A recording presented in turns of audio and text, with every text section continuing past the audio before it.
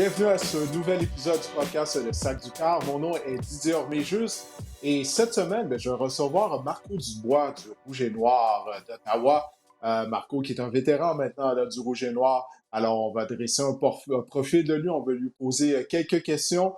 Il y a Renaud Bourbonnais qui va venir se joindre à moi afin de jaser NFL, notamment des entraîneurs qui vont se retrouver sur un siège éjectable dès le début de la saison. La liste, elle est longue. Et oui, Mike McCarthy des Cowboys de Dallas se retrouve sur cette liste. Et comme à l'habitude, Marc-André Chaloux va venir faire son tour afin de jaser de fantasy football. Parce que mine de rien, là, on est déjà rendu au mois de juin. Les camps d'entraînement de l'NFL vont commencer au mois de juillet. Alors, il n'est jamais trop tôt afin de parler de fantasy football. Je vous rappelle que maintenant, on produit le podcast Le Sac du Cœur de façon indépendante.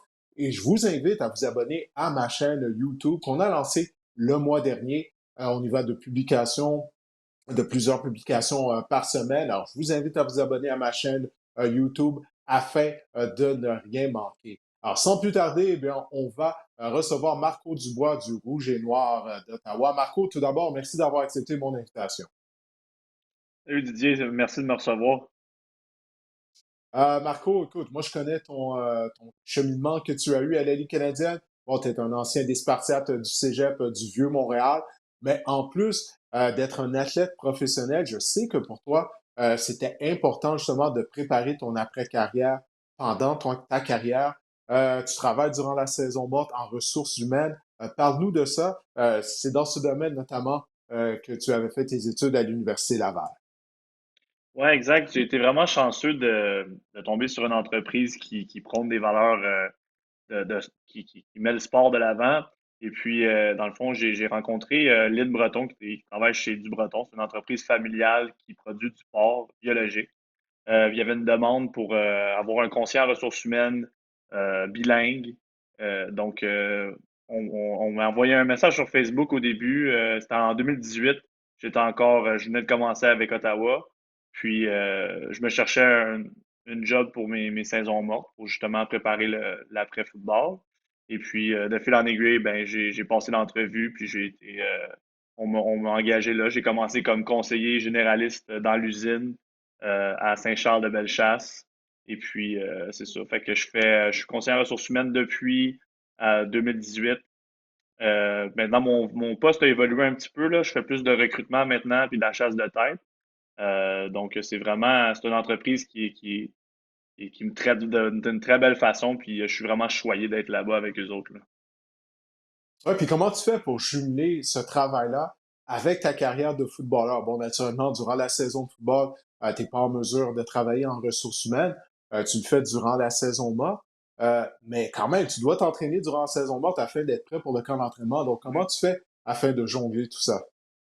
Ben, je pense que l'élément clé là-dedans, c'est qu'on communique bien, là, tu sais. Ils savent que ma priorité, encore, c'est le football pour l'instant. C'est l'emploi qui prend le plus de mon temps et de mon énergie au cours de l'année. Mais tu sais, c'est sûr que quand j'ai des choses à remettre au bureau, ben, je les remets à temps. Puis, tu sais, j'ai 2 jours de télétravail. Sinon, le reste du temps, je suis en présentiel au bureau. Tu sais, quand j'ai des entrevues avec des candidats, ben, c'est sûr que là, je peux pas vraiment dire ah, j'ai un entraînement, fait que je pourrais pas faire l'entrevue. Là, je me présente aux entrevues, je me je fais ce qu'on me demande à chaque fois. Mais c'est sûr qu'il y a une Mhm. compréhension de l'autre côté de savoir que tu sais, je vais avoir des moments dans la semaine que des fois j'ai des traitements de physiothérapie, des fois je fais du chiro, de la muscu, de la course, puis il n'y a jamais aucun moment où tu sais, on me dit hey là, c'est peut-être un petit peu trop parce que tout est établi à l'avance. Puis c'est vraiment un win-win pour les deux, là. Je pense qu'ils sont satisfaits de ce que je leur offre comme service. Puis, moi, je suis vraiment satisfait de l'horaire et des avantages qu'ils me donnent, là. Ah ben ça, c'est tant mieux, puis c'est tout à ton honneur, tout d'abord, d'avoir obtenu ton bac et puis d'avoir commencé justement à préparer ton après-carrière pendant que tu joues, parce que ça, c'est quelque chose que je dis aux joueurs des fois, à quel point c'est important de le faire. Je sais que c'est pas Mhm. facile, puis durant la saison morte, comme tu viens de dire, tu dois te mettre en forme en vue de la saison qui s'en vient, mais de préparer ça pendant que tu joues, ben ça, c'est toujours la meilleure option quand c'est possible. Alors, chapeau à toi Marco, d'avoir été en mesure de faire, de porter deux chapeaux, justement, celui de footballeur, mais également dans ta carrière professionnelle en ressources humaines. Maintenant, du côté du Rouge et Noir, bon, comme tu le disais, tu parlais, tu as commencé à travailler en ressources humaines au début de ta carrière, mais tu es un vétéran maintenant. Lorsque tu es arrivé, bon, il y avait plusieurs autres vétérans, notamment Antoine Pruneau, plusieurs joueurs du Québec au sein du Rouge et Noir. Mais comment, justement, est-ce que tu sens une responsabilité de leadership au sein de la formation d'Ottawa maintenant que tu as de l'expérience derrière la cravate? Absolument. Puis c'est sûr que là, maintenant rendu à ma sixième saison, je pense que je suis tu sais, définitivement prêt à prendre ce rôle-là. J'ai été capitaine l'an passé. J'ai eu un rôle de leadership dans les dernières années, là, mais je sens vraiment que cette année, c'est l'année pour moi de prendre un step de plus, comme on dit. Puis tu parles des anciens comme Antoine Pruneau, Jean-Philippe Bolduc, Patrick Lavoie, avec qui je n'ai pas joué, mais j'ai fait beaucoup d'entraînement dans la saison morte. Puis c'est comme si tu sais, j'ai vécu au travers de ces gars-là beaucoup, puis ils m'ont appris beaucoup de choses. Puis la culture francophone ici à Ottawa, c'est un concept qui a toujours été très important, puis j'essaie de préserver ça le mieux que je peux avec les autres coéquipiers que j'ai, parce que je pense que ça fait partie de la force du Rouge et Noir d'Ottawa d'avoir des francophones dans l'équipe. Je pense que c'est une organisation où ce que beaucoup de joueurs ont voulu jouer, non seulement avec les installations, mais la proximité, avec les fans qu'on a. Tu sais, on a eu des saisons difficiles dans les dernières années, puis dernier match pré-saison qu'on a eu la semaine passée, il y avait 15 000 personnes dans les stades malgré tout, là. Donc, c'est vraiment, on est choyé d'être ici. Puis, quand tu parles d'une responsabilité de leadership, ben, je pense que oui, effectivement, je suis prêt à relever ce défi-là. Puis, j'ai eu beaucoup de bons mentors qui m'ont aidé à me préparer pour avoir ce rôle-là. Ouais, puis tu parlais de lorsque l'équipe connaissait plus de succès. Pour moi, le stade d'Ottawa, le stade de la Place CD, c'est mon stade favori dans la Ligue canadienne. Il y a une Hmm. belle ambiance, il y a une belle foule lorsque l'équipe gagne.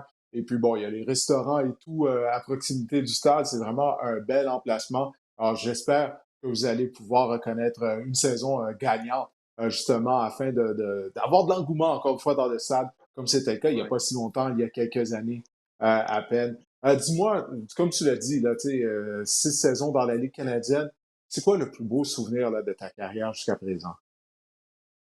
Ben, c'est sûr que tu sais, de m'être fait repêcher en premier lieu, c'est un moment extrêmement marquant parce que tu sais, je viens quand même de loin. Là, moi, ma dernière année universitaire, j'ai pas joué, j'ai pas eu les plus grosses statistiques. J'étais plus un gars reconnu sur les unités spéciales. J'ai eu des hauts et des bas.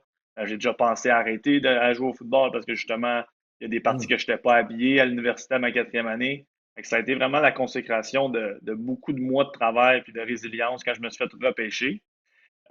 Aussitôt d'ailleurs, tu sais, d'être le premier Québécois repêché de ma cohorte, c'est un accomplissement pour moi quand même. Puis je pense pas qu'il y a beaucoup de personnes qui auraient misé là-dessus, là. Puis pour ce qui est de ma carrière en tant que joueur, ben c'est sûr que ma première saison en 2018, quand on s'est rendu à la Coupe Grey, ça a été une saison vraiment incroyable. On était 12 Québécois dans l'équipe. C'était comme si je jouais au Rouge et Or, mais professionnel, tu sais, parce qu'on avait vraiment une gang de boys incroyables. On avait un carrière avec beaucoup de leadership, Trevor Harris, qui nous a amenés jusqu'au bout. Puis on n'a pas gagné, là, mais ça a été vraiment une saison extraordinaire. On était très serrés dans le vestiaire. Puis c'est sûr que d'année en année, on essaie de recréer cette édition-là. Mais chaque équipe a son histoire, là, mais il y a beaucoup d'ingrédients dans cette équipe-là de 2018 qu'il faut qu'on recrée cette année, là.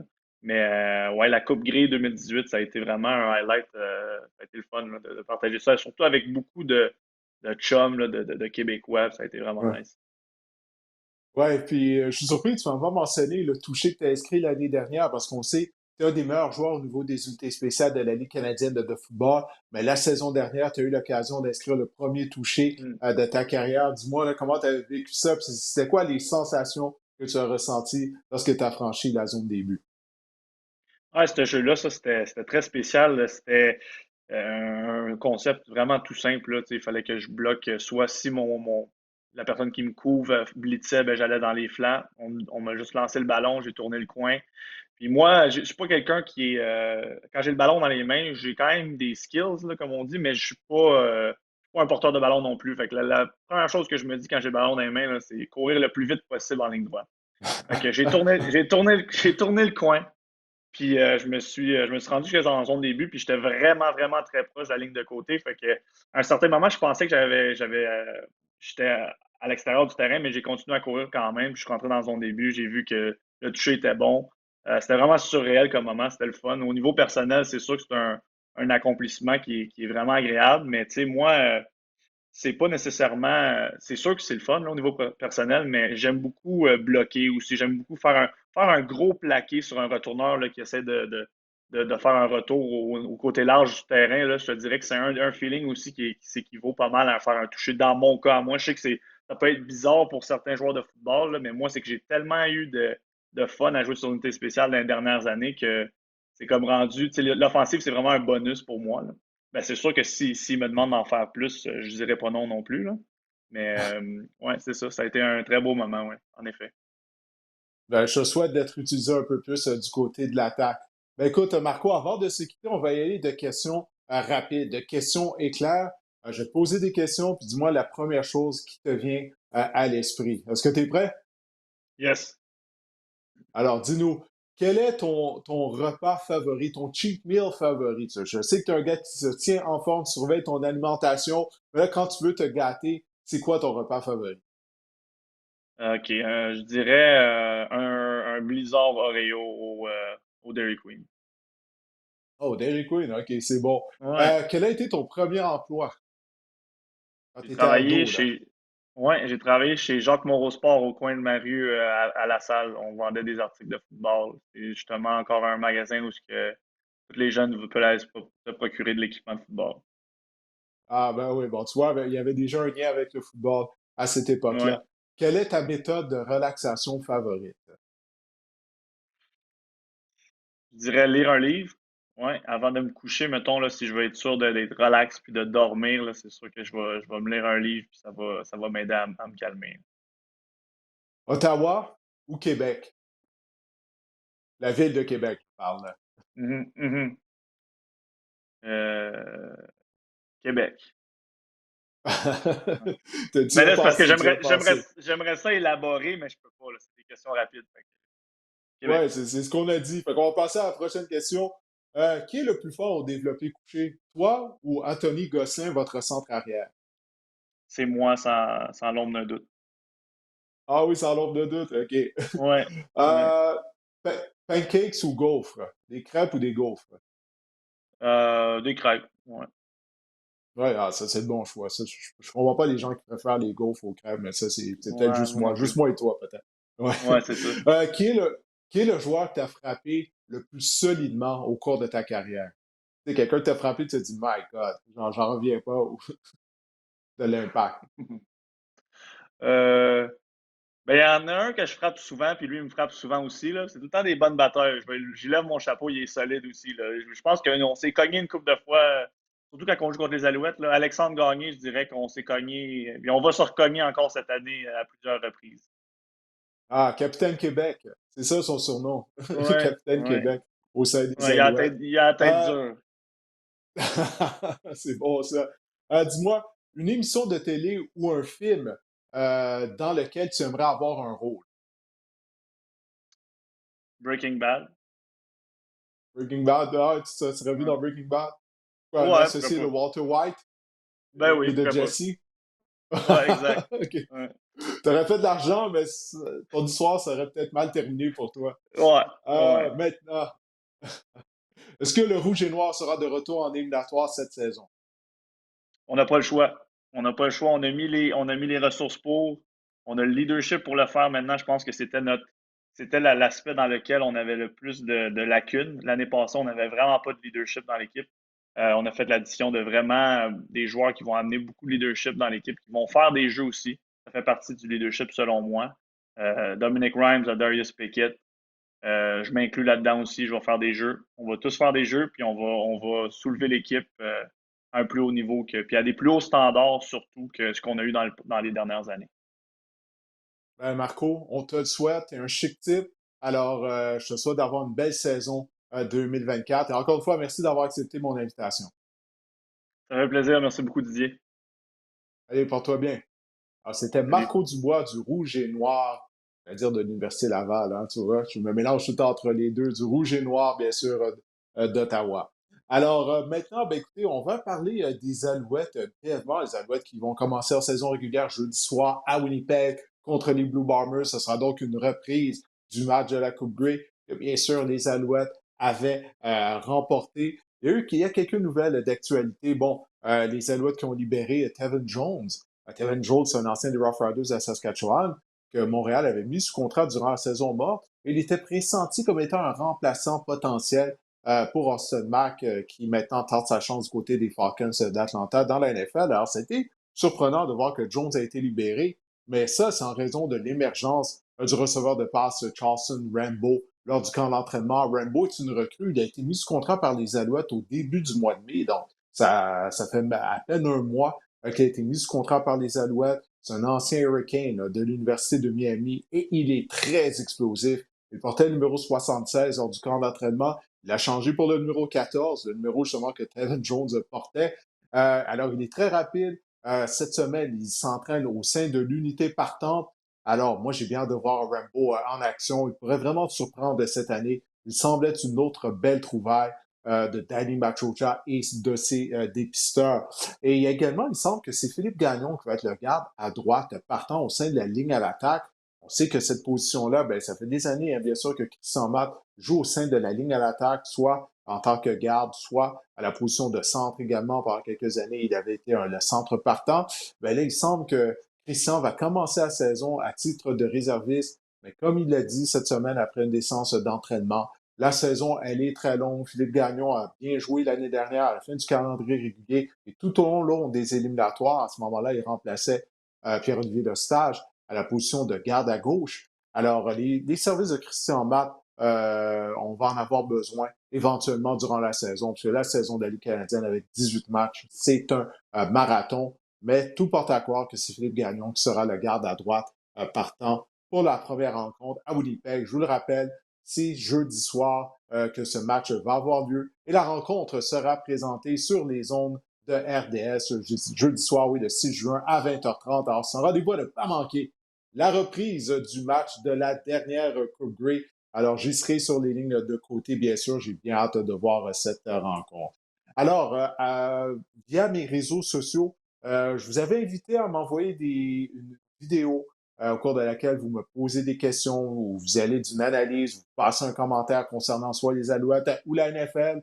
Alors, on n'en a pas reçu beaucoup, on en a reçu quelques-uns, et ben, on va répondre à vos questions, étant donné que je vous avais dit via mes réseaux sociaux que j'allais répondre à vos questions. Alors, on va commencer. Guillaume, est-ce qu'on va commencer avec la question qui nous a été envoyée écrite ou par vidéo? Alors, on va y aller, oui, avec la question qui nous a été envoyée par vidéo. Regardons et écoutons ça. Salut Didier, c'est Mickaël et Jules de l'Esprit Sportif. On se demandait ce que tu pensais de la coupure de Tevin Jones avec les Alouettes et on se demandait aussi quel Québécois va te surveiller cette saison dans la LCF. Ben, merci, Michael, et merci à ton compagnon également. Alors, l'Esprit sportif, je vous invite à suivre ce compte Instagram. Ils suivent beaucoup tous les Québécois là, qui jouent au niveau du football universitaire américain, bien sûr universitaire canadien, et à travers la Ligue canadienne de football. Alors, afin de vous tenir à jour, ben, je vous invite oui, à vous abonner au compte Instagram de l'Esprit sportif.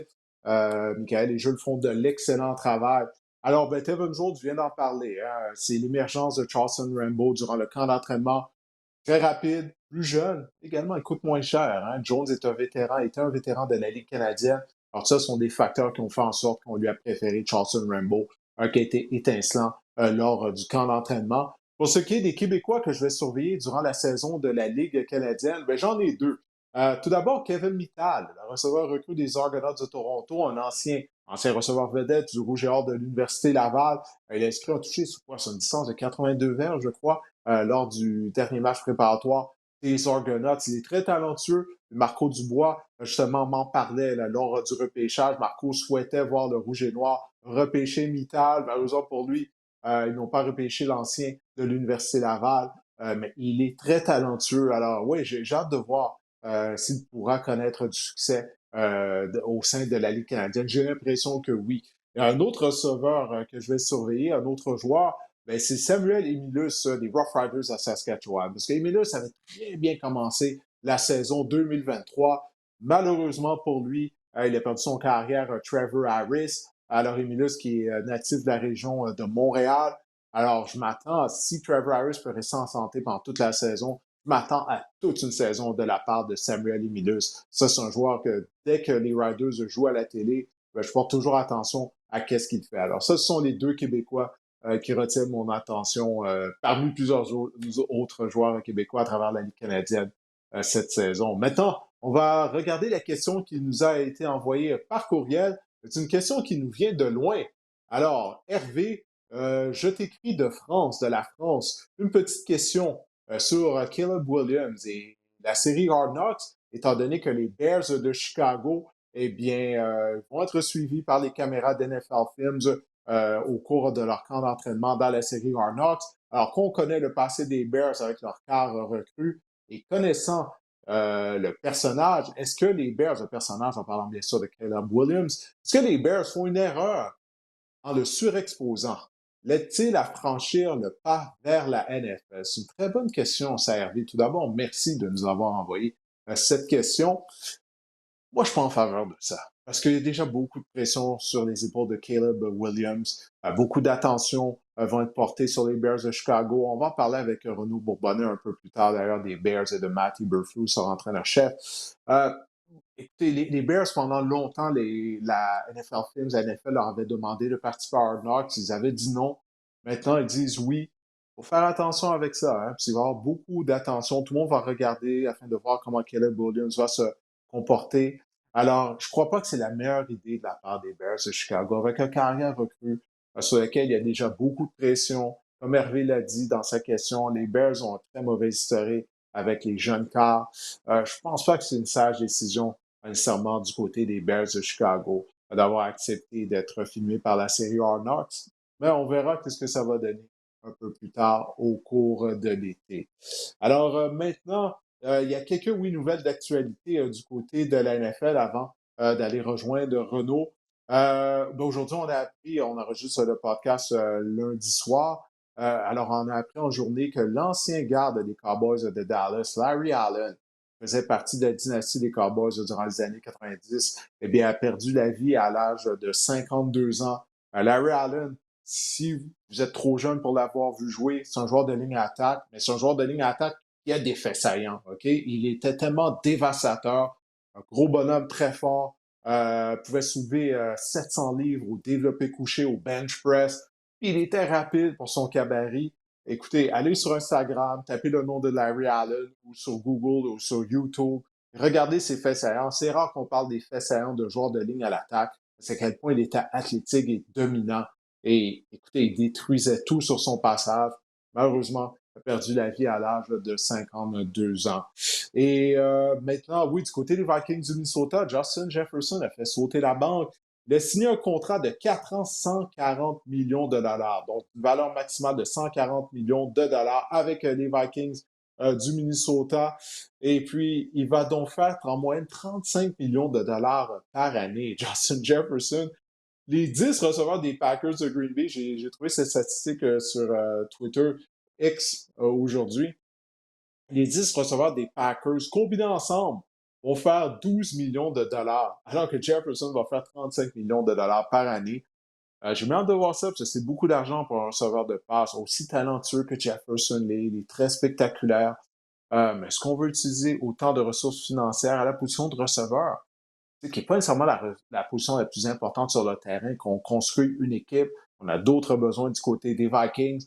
Mais avoir Jefferson, lorsqu'on vient de repêcher J.J. McCarthy, bien, ça donne une cible de luxe, tout simplement, pour notre carrière recrue du côté des Vikings. Alors, peut-être que ça va aider le développement de J.J. McCarthy. Un peu comme Stephen Diggs avait fait au début de la carrière de Josh Allen. Ça avait vraiment donné un coup de main au développement de Josh Allen.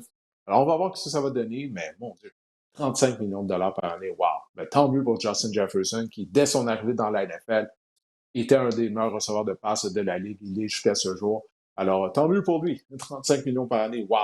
Bon, alors maintenant, c'est le moment tant attendu. Renaud Bourbonnais qui va venir se joindre à moi afin de discuter, Renaud, des entraîneurs qui se retrouvent sur un siège éjectable. Je t'envoie une liste de noms. Alors, on va passer cette liste tout à l'heure. Bon, j'ai mentionné le nom de Mike McCarthy, entraîneur-chef des Cowboys de Dallas.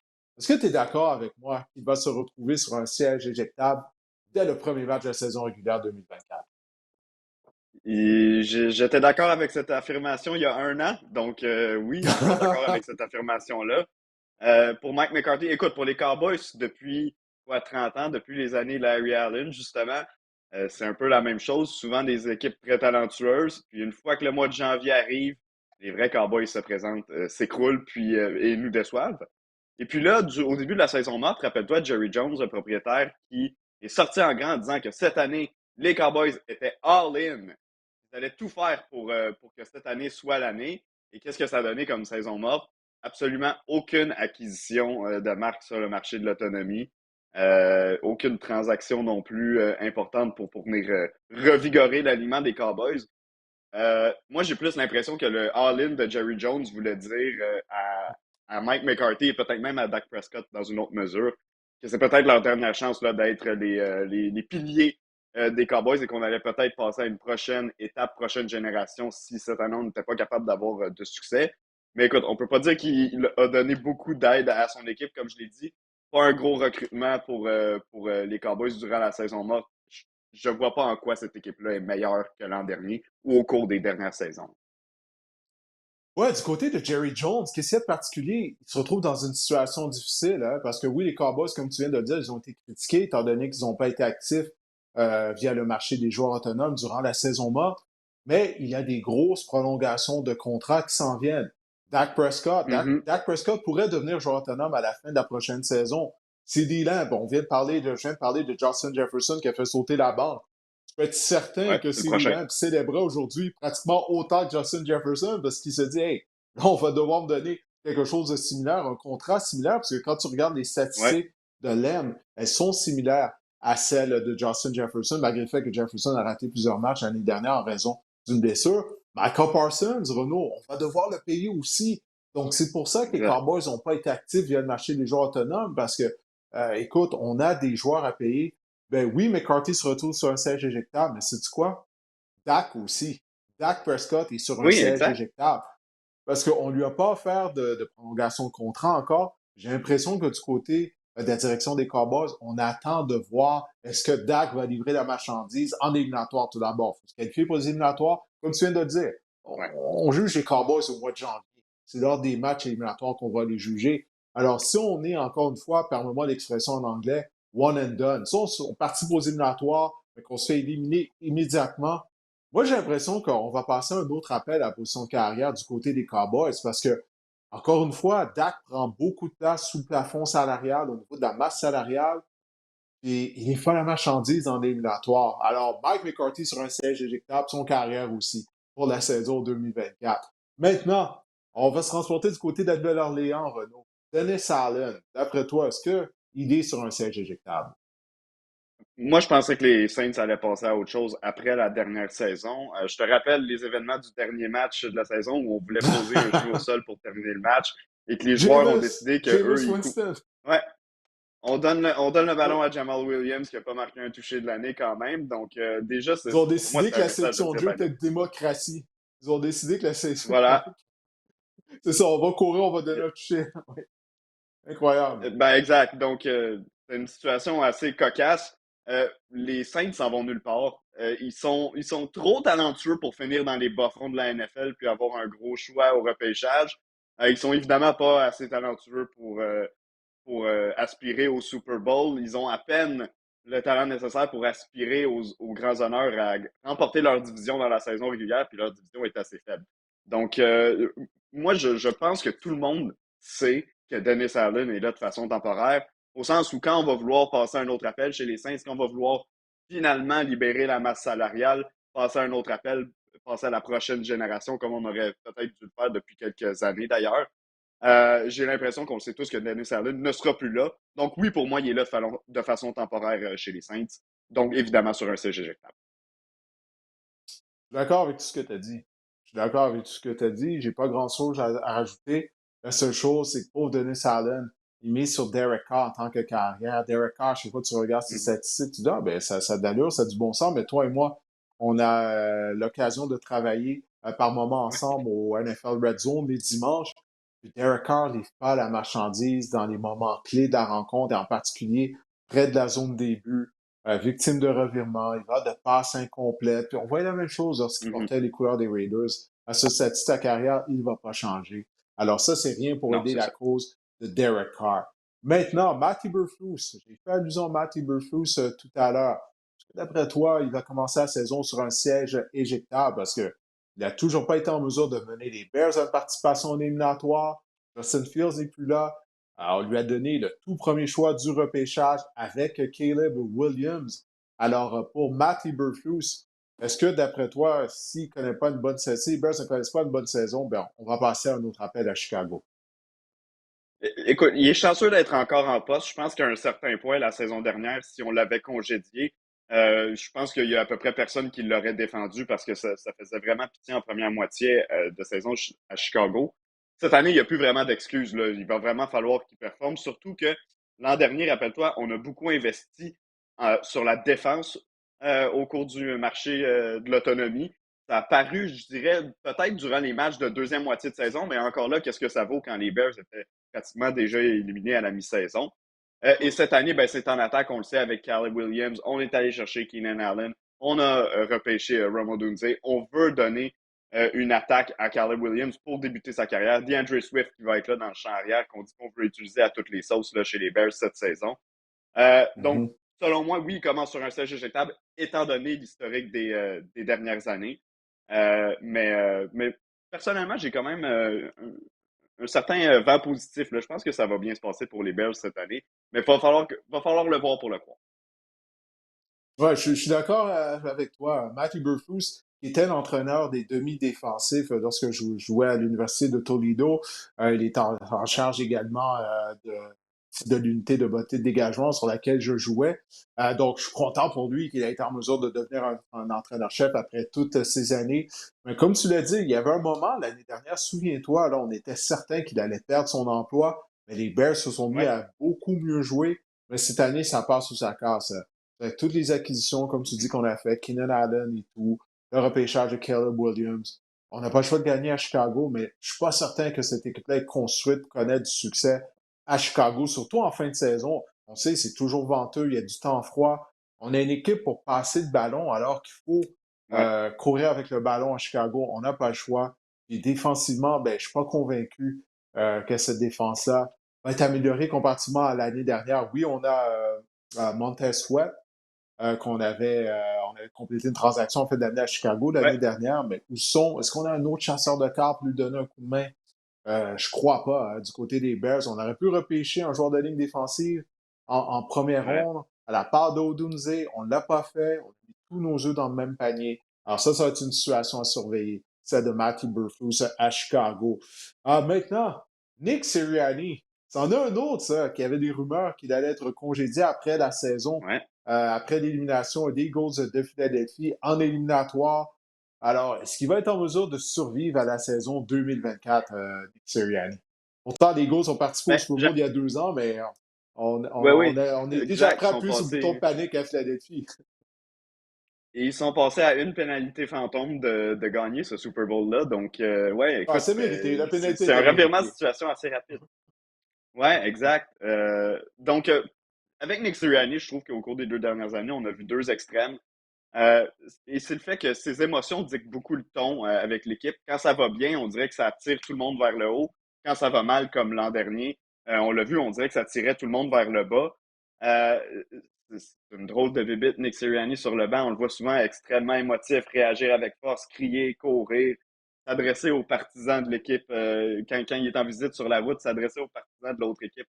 On l'a déjà vu faire ça. C'est un cas qui polarise, mais il a tellement de talent sur son équipe avec les Eagles qu'il n'a pas le choix de performer. Donc oui, je pense qu'un début de saison catastrophique des Eagles pourrait lui valoir son emploi. Euh, Maintenant, on verra ce qui va arriver. On s'entend dans la division. Tu as quand même des bonnes chances de l'emporter. On parlait des Cowboys tout à l'heure qui semblent être sur une année de stagnation. Ensuite, ben, les Giants et Washington, c'est pas des équipes que j'ai très haut en estime. Je pense pas que toi non plus pour le moment. Donc voilà, je pense que les chances sont bonnes pour les Eagles de se rendre jusqu'aux éliminatoires. Ceci étant dit, un mauvais début de saison, puis les rumeurs de Nick Sirianni qui pourrait perdre son emploi vont revenir assez rapidement. Ouais, puis on sait à quel point les partisans des Eagles sont impatients. Ils ont zéro patience. Ouais, Parce que imagine-toi, là, on parlait de le congédier à la fin de la dernière saison, moins d'un an là, après avoir mené l'équipe à une participation au Super Bowl. Ça va, encore une fois, je crois que son avenir va être lié avec la performance de son carrière. Jalen Hurts, en 2022, il avait été sensationnel. ouais. L'année dernière, souviens-toi, toutes les semaines, on attendait de revoir une performance de la part de Hurts qui nous faisait penser aux performances auxquelles il nous avait habitués en 2022. Ça s'est jamais passé. Bon, il est Jamais ennuyé arrivé. par des blessures. Exactement. Il est ennuyé par une blessure à un genou, notamment. Donc, il semblait pas à l'aise simplement. On a perdu les services de Jason Kelsey au sein de la ligne à l'attaque. Mhm. Alors, j'ai bien hâte de voir ça. Ça va passer par l'attaque des Eagles. Elle va devoir devenir plus explosive. On a adressé les besoins au niveau de la tertiaire du côté de la défense. Je pense qu'on va être plus solide défensivement. Mais est-ce que l'attaque peut être aussi bonne que l'année dernière? J'ai l'impression qu'on va être beaucoup misé sur le jeu au sol et Saquon Barkley. J'ai bien hâte de voir Ouais. Saquon dans l'uniforme des Eagles de Philadelphie. On reste du côté de la section Est de la nationale. On se transporte à New York, les Giants, Brian Daboll, 2022. On a participé aux éliminatoires. Mais encore une fois, on s'en parlait durant la saison, toi et moi, lorsqu'on travaillait au NFL Red Zone les dimanches. On n'y croyait pas vraiment aux Giants. Mais le problème, c'est que les Giants, eux, ils ont cru en leur succès lorsqu'ils ont participé aux éliminatoires de justesse. Ils ont été très chanceux lors de cette saison. Ils ont même récompensé Daniel Jones en lui offrant, en lui donnant, oui, une prolongation de contrat. Donc, Jones s'est blessé un genou la saison dernière. Il ne jouait pas bien. Alors là, on va voir s'il sera prêt pour le début de la saison. Mais Brian Daboll, qu'est-ce qui arrive si on ne participe pas aux éliminatoires encore une fois à New York? Est-ce que Daboll va y copier selon toi? Ben, je pense que oui, deux mauvaises saisons de suite dans la NFL, ça vient complètement effacer une saison, même si elle est digne d'un titre d'entraîneur de l'année. Et puis cette année, je pense que les Giants vont vraiment s'appuyer sur leur défense pour essayer de se relancer. On a vu la transaction pour aller chercher Brian Burns en Caroline. On va le jumeler sur notre front défensif avec Kevin Thibodeau, avec un Dexter Lawrence qui a signé un gros contrat l'an dernier. Donc, on devrait avoir un front assez menaçant du côté de New York si tout le monde est en santé puis qu'on performe.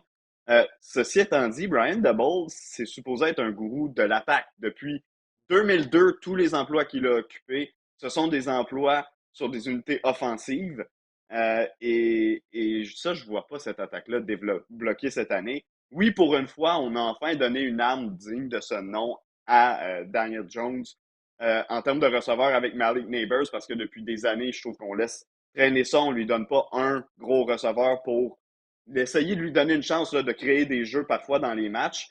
Malik Neighbors, j'ai aimé l'ajout. Par contre, tu perds Saquon Barkley dans le champ arrière, puis tu le remplaces par Devin Singletary, qui, oui, a connu une bonne saison à Houston l'an dernier, mais qui est quand même pas Saquon Barkley, là, c'est le cas de le dire.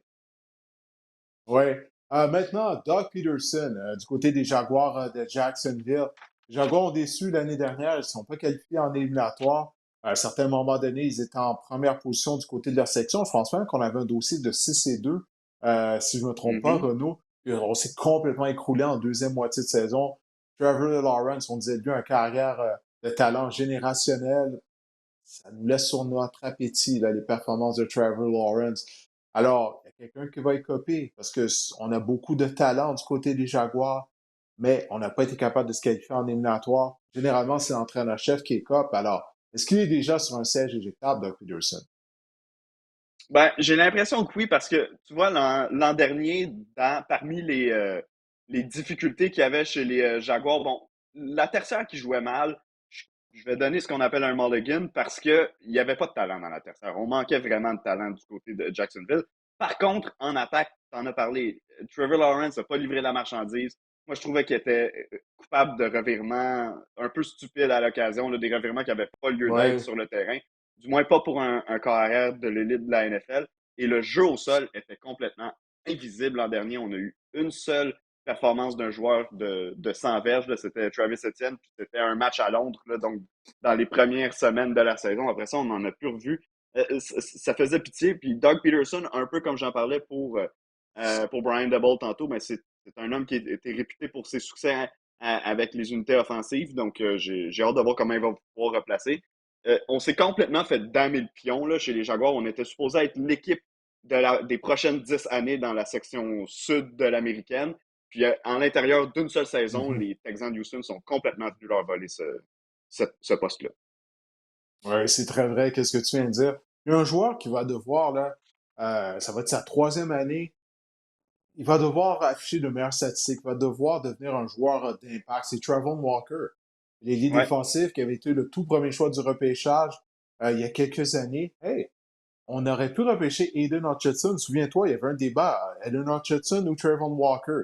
Aiden Hutchinson avait été beaucoup plus ouais, performant dans les grands universitaires à l'Université de Michigan. Il avait été beaucoup plus productif, alors que Walker, on l'avait repêché sur son potentiel, hein, son gabarit et tout ça, sa rapidité. Mais encore une fois, il n'avait pas été très productif avec les Bulldogs de Georgia. Il n'est pas très productif. C'est pas un mauvais joueur. Lorsque tu es le non, tout mais premier choix du repêchage, faut que t'en donnes plus. Tu dois être plus productif. Alors, ça va être observé. Moi, parce que, naturellement, Trevor Lawrence et Trevor Walker également à surveiller. Ces deux joueurs-là ont besoin d'avoir de grosses saisons pour que Doug Peterson soit en mesure de sauver son emploi. Il y a Robert Saleh, mais je pense qu'on s'entend qu'il est sur un siège éjectable. Robert Saleh ouais. des Jets de New York. Aaron Rodgers participe aux entraînements des Jets durant la saison morte. On se souviendra qu'il avait subi une déchirure à un tendon d'Achille après 4 jeux lors du tout premier match seulement. En plus de ça, si je ne me trompe pas, les Jets vont jouer lors du premier match du lundi soir cette année. Alors la NFL s'est dit, ben, on recommence. Ça n'a pas fonctionné l'année dernière. Robert Saleh, moi, écoute, moi, je trouve que c'est un mauvais entraîneur-chef.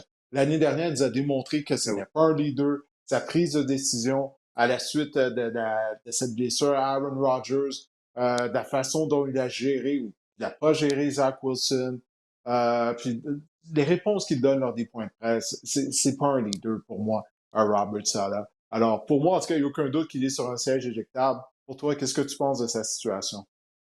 Ben, je pense que les Jets ont tout simplement les mains menottées dans la situation de leurs entraîneurs, au sens où l'an dernier, quand on a fait le recrutement pour Aaron Rodgers et tout, écoute, c'était quand même un gros profil de joueur qui déménageait dans la NFL. Donc, lui, il avait le luxe de choisir où il allait, donc il voulait choisir son entraîneur et tout. Et là, il s'est blessé au premier match de la saison. Ça a été la saison catastrophique qu'on connaît. Et là, ben, il dit qu'il revient la saison suivante, donc la saison qui s'en vient. Ben, les Jets ne peuvent pas tout congédier tous les gens avec qui Aaron Rodgers avait dit qu'il voulait travailler et que c'était la raison pour laquelle il viendrait à New York. Donc, ça rend la situation un peu bizarre pour tout le monde parce que sinon, je suis pas mal certain que Robert Saleh, soit en cours de saison ou à la fin de la dernière saison, il aurait perdu son emploi. Et là, je regarde le début de saison des Jets. C'est quand même un début de saison prenable. C'est sûr que la première semaine, ils sont à San Francisco, ça va être difficile. Mais ensuite, au Tennessee, à la maison contre la Nouvelle-Angleterre, à la maison contre Denver et au Minnesota. Selon moi, si on va pas. Idéalement, ils iraient chercher 4 victoires là, sur ces 5 matchs-là, mais s'ils ne vont pas en chercher 3, je pense qu'on va passer à un autre appel rapidement là, du côté de New York. Oui, ça pourrait se faire très rapidement du côté des Jets. Puis on va voir si Aaron Rodgers va pouvoir rester en santé aussi. Là. Généralement, écoute, il va avoir 41 ans. Et généralement, lorsque tu reviens d'une blessure à un tendon d'Achille, bon, des fois, tu as peut-être des troubles avec d'autres parties de ta jambe qui tentent de compenser et tout.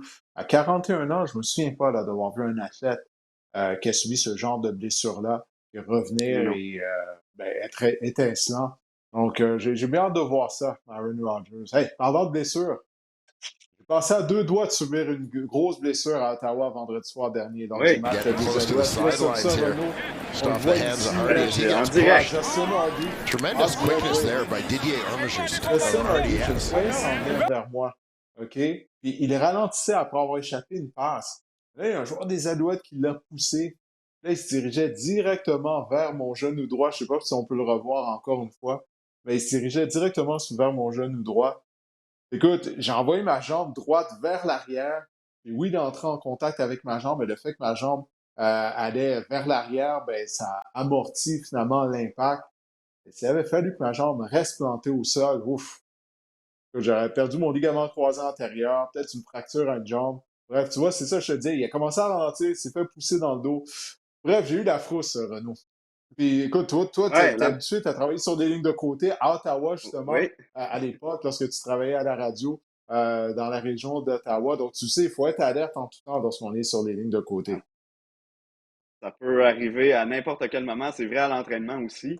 Mais pendant les matchs, non, tu as raison. Un joueur qui ralentit, c'est pas un signe suffisant là, pour te donner le droit de penser que ça va pas se rendre jusqu'à toi. Là, les joueurs arrivent vite. Puis on en voit à tous les ans des caméramans dans la zone début ou des photographes qui se font frapper. Puis bon, plus souvent qu'autrement, c'est plus peur que de mal. Puis tant mieux que ce soit encore ça dans ton cas. Mais écoute, ça prenait un athlète naturel. La meilleure qualité, c'est la disponibilité. Et là, tu vas être disponible toute la saison. Ça aurait été un long été, je Oui, pense. un long été, tu dis, mon Dieu, je veux même pas m'imaginer ça aurait été quoi si je m'étais blessé, là.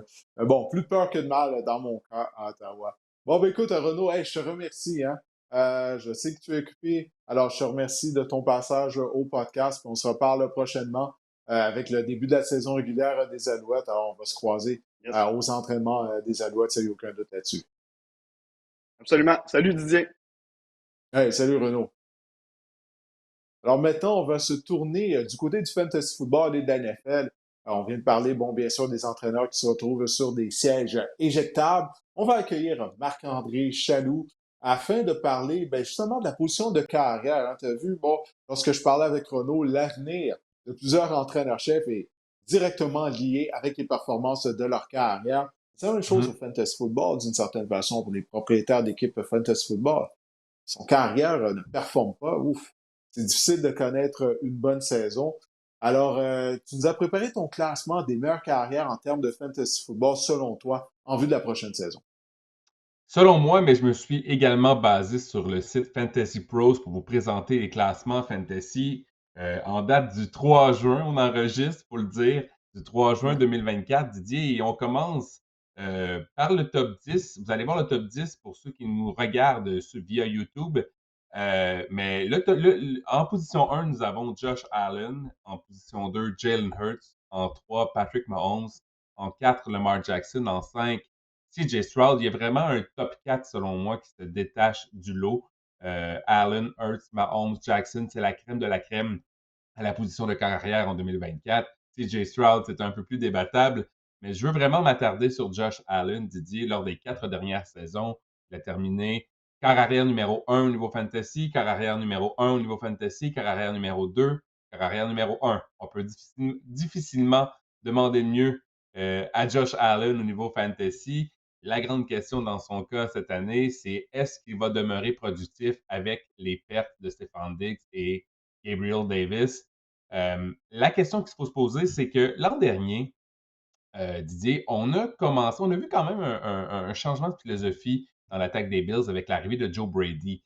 Lors des 9 premières semaines d'activité, Josh Allen courait en moyenne 4,89 courses en moyenne par match.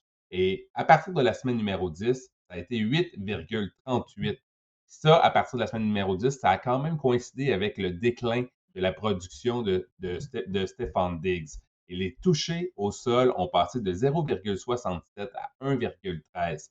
Donc, moi, ce que ça me dit, c'est que oui, il y a des armes en attaque dans le jeu aérien qui sont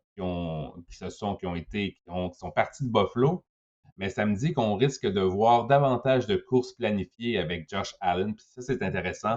Donc, une augmentation des courses de Josh Allen. Il va demeurer vraiment une arme fantasy. Il va avoir du succès fantasy. Est-ce qu'il mérite d'être le numéro 1 au total au niveau fantasy? Ben, je crois que oui. Ouais, puis j'ai l'impression que qu'est-ce qu'on a vu lors de la deuxième moitié de la saison, là, ce virage vers le jeu au sol, euh, ça va être la suite de ça qu'on va voir cette année. On a échangé Stephen Diggs. On met sur deux excellents ailiers rapprochés en Dalton Kincaid et Dawson Knox. Alors, on peut utiliser des formations avec deux ailiers rapprochés, courir avec le ballon. Je pense qu'on va assister à une certaine transformation du côté de l'attaque des Bills. Parce que cette attaque-là était construite comme une équipe intérieure, là, comme une équipe qui joue dans un stade couvert. On misait sur la rapidité, formation avec 3 receveurs de passe très souvent. Mais encore une fois, j'oublie quelle équipe que je parlais un peu plus tôt, des Bears de Chicago. Les Bears, on dirait qu'ils vont être construits comme ça là, en 2024. Mais quand tu joues à Chicago et à Buffalo, tu as besoin d'avoir le jeu au sol. Tu n'as pas le choix en raison de la température. Alors, j'ai bien hâte de voir ça. Je pense que la production de Josh Allen au sol, ça va se poursuivre. Maintenant, quelle est l'autre carrière que tu veux nous parler? À la position 6, si on revient dans notre classement fantasy, nous avons Anthony Richardson.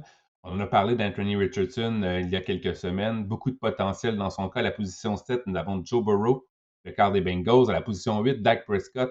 À la position 9, Kyler Murray, le quart des Cards. Et à la position 10, Jordan Love, le quart des Packers. Et je veux vous parler de Dak Prescott ici parce que je trouve que la position 8, c'est vraiment intéressant dans son cas, Dak Prescott. Il a terminé comme quart arrière numéro 3 la saison dernière au niveau fantasy. Il a lancé 36 passes de toucher, un sommet dans la NFL pour un quart. Et de la semaine numéro 6 à la semaine numéro 13, il a terminé 6 fois dans le top 4 en 7 semaines. Et ça a coïncidé également, ça allait de concert avec les succès de CD Lamb. Il a vraiment pris CD Lamb et Dak Prescott ensemble, ont vraiment pris leur envol au niveau fantasy à partir de la semaine numéro 6. On est encore grillé, vous en avez parlé tantôt en parlant de Mike McCarthy, on est encore grillé par la passe en bon québécois. On n'a vraiment pas fait d'acquisition au sol. On a rapatrié Ezekiel Elliott, c'est pas mal tout ce qu'on a fait. Donc, ce que ça me dit, c'est qu'on va passer à outrance à Dallas encore une fois cette saison. Il a terminé carrière numéro 3. Il pourrait s'infiltrer, selon moi, dans le top 5 à la position assez facile.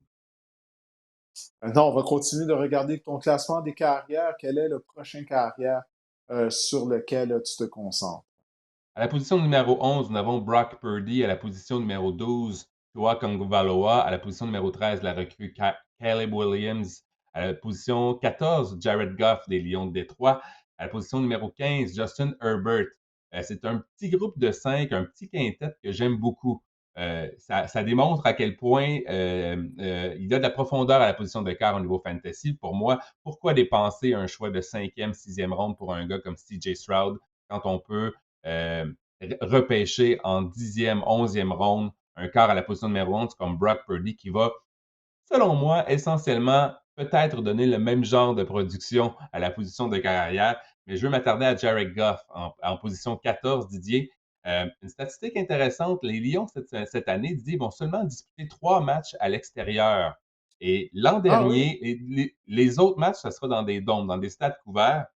Et l'an dernier, en 2023, les Lions ont disputé 14 matchs dans un dôme. Jared Goff, 28 passes de toucher, seulement 8 interceptions et une cote d'efficacité de 106,4. C'était bon pour le 5e rang dans la NFL. Et lorsqu'il a joué dehors, comme on dit à l'extérieur, il y a eu 5 oui. matchs, 5 passes de toucher seulement contre 4 interceptions et une cote d'efficacité de 82, ce qui est environ le 21e rang dans la NFL. Donc, il y a corrélation ici. Plus Jared Goff, c'est un quart qui aime plus ou moins jouer à l'extérieur, qui aime les dômes, aime les stades couverts. Il va en avoir vraiment énormément cette année. Il n'apporte rien au sol pour votre équipe fantasy, mais on a amélioré la ligne à l'attaque du côté des Lions. On a une bonne ligne à l'attaque.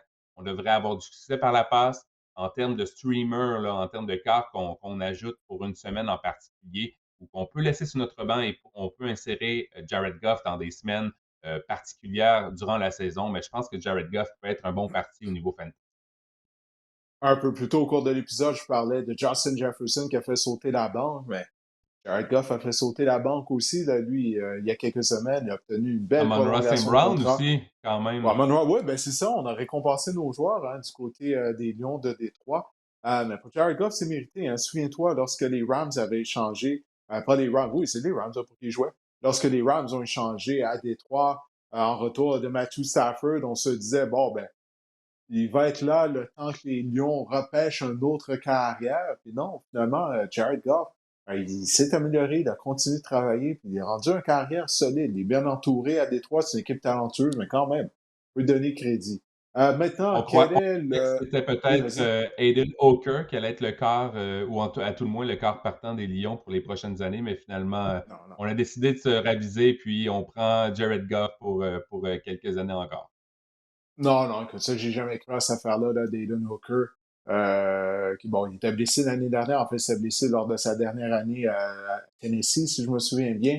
Puis c'est un carrière qui est vieux, là, dans les rangs universitaires. Écoute, il était Mhm. déjà rendu à 26 ans, je pense, lorsqu'on l'a Ouais, repêché. Ça, j'avais jamais cru à ces exactement. rumeurs-là. Puis clairement, Jared Goff non plus, il croyait pas. Maintenant, quel est le dernier carrière qui retient ton attention dans ton classement? Ben, on va compléter le top 20. À la position numéro 16, nous avons la recrue Jaden Daniels des Commanders de Washington. À la position Hmm. 17, Didier, 17, je répète, 17 pour Trevor Lawrence, le quart des Jaguars de Jacksonville. Ah, À la c'est position 18, nous mérité. avons oui, absolument. C'est fou à quel point on croyait que Trevor Lawrence allait être une valeur sûre, tant au niveau de la NFL et au niveau de fantasy. Et écoutez, c'est l'an 4 cette année pour Trevor Lawrence. S'il explose enfin sur la scène fantasy, ben, ça peut être une méchante belle valeur en ce moment parce qu'il est dans des poules, dans des ligues à 12 équipes. Vous verrez Trevor Lawrence même pas repêché dans la plupart de vos ligues, donc ça va être fascinant.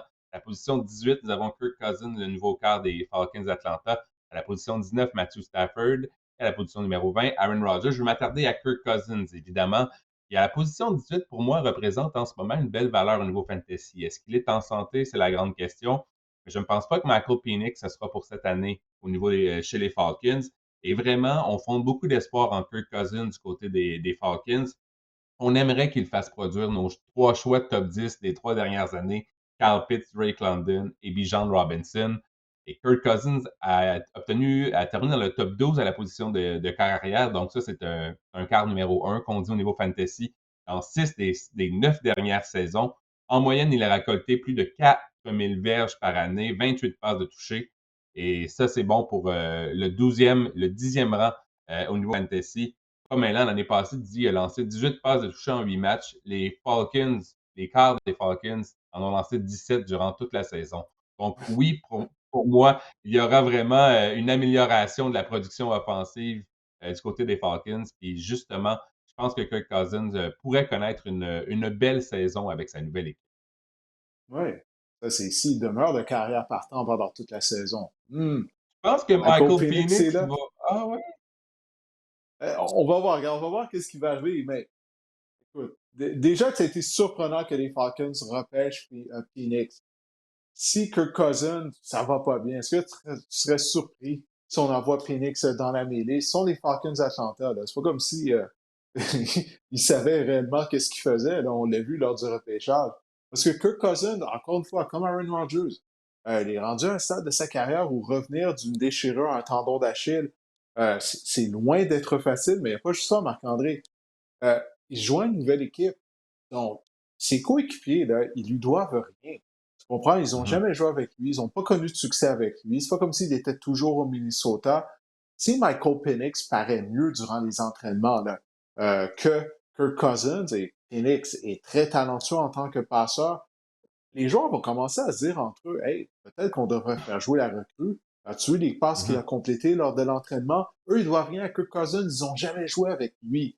Donc, le repêchage de Phoenix, après avoir donné ce contrat-là à Kirk Cousins, c'est courir après le trouble du côté des Falcons. Dans le vestiaire, là, le vestiaire pourrait être divisé ou le vestiaire pourrait être en faveur de Phoenix si Cousins ne performe pas dès le début. Il va devoir se prouver à ses nouveaux coéquipiers. Parce que oui, Mais ça fait longtemps je qu'il est pense dans la encore que quand NFL, tu gagnes, quand tu signes un contrat avec autant d'argent, j'imagine que, en tout cas, la liste est vraiment plus longue dans ces cas-là. mais quand tu signes, lorsque tu donnes un contrat de 90 millions en carrière, généralement, tu ne vas pas repêcher un autre carrière en première ronde. C'est ça Ah que oui, j'essaie de te ça dire. c'est sûr. Ça fait pas de Ça c'est sens. sûr. Ça fait pas de sens. Ah, Donc, mais je ça, peux c'est pas un autre donner le débat. bénéfice du doute. On peut pas leur donner le bénéfice du doute. Ils pourraient remplacer Cousins durant la saison par Phoenix. Ils ont déjà repêché Phoenix. Ça fait aucun sens. Qu'est-ce que les Les Falcons font? Falcons Bref. jouent au fantasy football durant la saison, durant le repêchage. Ouais, C'est ben ouais, c'est c'est ça. Puis la. même là, tu peux. Même au fantasy football, à moins que tu joues dans une ligue avec deux carrières, t'en fais juste jouer un. T'as-tu besoin d'en repêcher un autre? Même au fantasy football, ça fait pas de sens, Marc-André. Ouais, ouais, quand j'y pense, ouais, ouais, ouais, ouais. Peut-être là, justement, un Jared Goff que tu peux insérer de temps en temps selon les semaines. Ouais, mais oui, tu as raison, Didier. Mais j'ai bien hâte de voir parce que Kirk Cousins, ça demeure un cas précis. Ça demeure, je pense que ça va vraiment être bénéfique surtout pour Drake London, là, qui est est en ascension fulgurante dans les classements fantasy à la position de receveur. Donc, j'ai bien hâte de voir les Falcons. J'ai surtout bien hâte de voir le camp d'entraînement, puis voir Michael Penix, parce que lui aussi a été blessé au niveau universitaire. C'est un peu ça qu'on lui Ouais, reprochait aussi. Donc, j'ai bien hâte de voir comment que ça va se dérouler. Ça va être un camp intéressant, celui des Falcons, ça, c'est sûr. définitivement. En tout cas, je souhaite que ça fonctionne là, du côté d'Atlanta, parce qu'il y a Mathieu Bergeron qui joue Oui. avec les Falcons d'Atlanta. Puis naturellement, on ne va pas se cacher du moment qu'il y a un Québécois qui joue pour une équipe de la NFL. On lui souhaite d'avoir du succès individuel, mais également avec son équipe. Mais en tout cas, je ne suis pas certain. Je suis pas certain de la stratégie des Falcons. À Bon, écoute, suivre. Marc-André, ouais, à suivre, exactement. À suivre. Mhm. Ben écoute, hey, je te remercie pour ta chronique hebdomadaire Fantasy Football. On espère que cet épisode du podcast Sac du Cœur vous a plu. Si vous nous avez écoutés ou si vous nous avez regardé via ma chaîne YouTube, ben, je vous remercie et je remercie également Guillaume, c'est lui qui prépare tous les beaux tableaux que vous avez vus et qui fait beaucoup de choses derrière le rideau. Alors, gros merci à Guillaume. Alors, encore une fois, j'espère que vous avez aimé cet épisode du podcast Sac du Cœur. On se reparle la semaine prochaine alors que les Alouettes auront joué un match. La saison des Alouettes commence jeudi soir à Winnipeg contre les Blue Bombers. Alors, on verra quel sera le résultat de cette rencontre. On va en discuter la semaine prochaine. Allez, portez-vous bien.